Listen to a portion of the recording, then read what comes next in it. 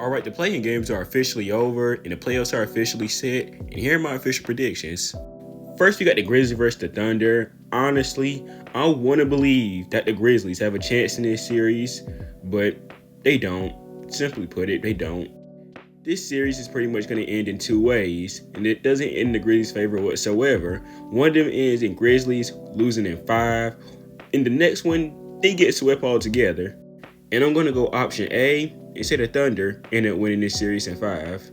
Next, you got the Clippers versus the Nuggets. This is probably the most unpredictable series in this video right now. This is going to be one of those series, in my opinion, where coaching is the X factor here. And I think the Clippers have that advantage pretty easily, no doubt. So I'm going to have the Clippers taking this one in 6. Next, we got the Lakers versus the Timberwolves.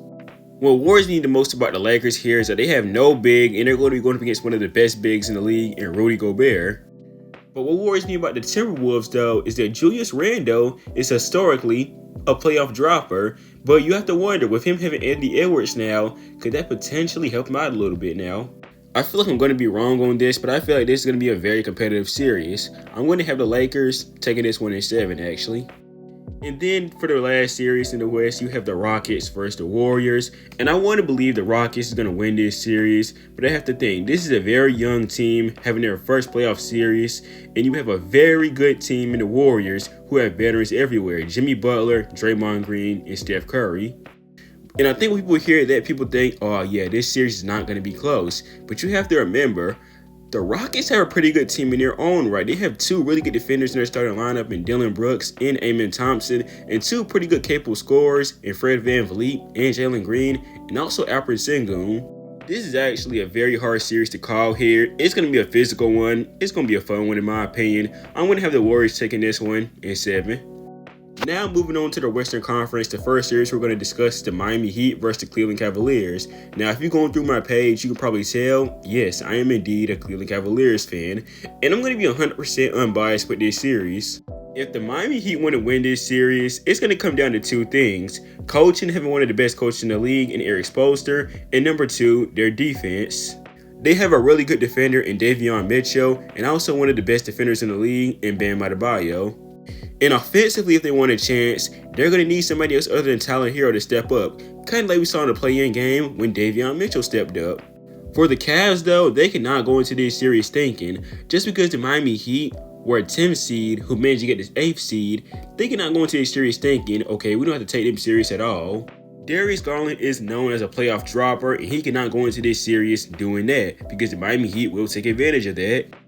The Cavs simply cannot rely on Donovan Mitchell to do a lot of the carrying in these playoff series, kind of like he's been doing over the past 2 years. I think if the Cavs let the Miami Heat win more than one game in this series, we're going to have a lot of discussion about the Cavs, and me personally as a Cavs fan, once again, I'm going to be worried. With that being said though, I think the Cavs end up taking this one in 5. Next, you got the Celtics versus the C's. I know a lot of people think this is going to be a blowout, an easy win for the Celtics here, but you have to remember, the Magic, they play physical, and they're going to play physical in this series, no doubt.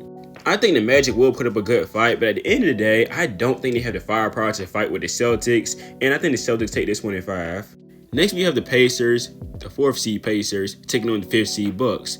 Now, a couple days ago, I probably would have told you the Pacers take this series, but now with Damian Lillard coming back, this makes this series a little bit harder to call. You have a team with 2 great playoff performers in Giannis Antetokounmpo and Damian Lillard, and that's already a huge advantage. Pacers also run one of their teams at the fastest pace in the NBA, so that also gives them a huge advantage as well. This is going to be a tough series, it really is, but I'm going to have the Bucks taking this one in 7. Finally, we have the series I'm personally looking forward to outside of the Cavs, the Pistons versus the Knicks. Another series that could go either way in my opinion, but what gives the Knicks the advantage here, they have their first 2 games in Madison Square Garden, and personally as a Cavs fan, I know that playing in Madison Square Garden in the playoffs is an absolute nightmare if you're on the opposing team. Now, I hate the Knicks, but they have one of the best playoff atmospheres in the NBA, and that affects teams a lot. The Pistons, on the other hand, have Cade Cunningham, but this is his first playoff series. But on the other hand, once again, he has cooked the Knicks in his last few matchups. He's averaging 30 points per game when he's played the Knicks. But this is a very physical Pistons team in general altogether, which is going to give the Knicks some problems. But the Knicks, are also a very physical team. So you have very physical teams on both sides.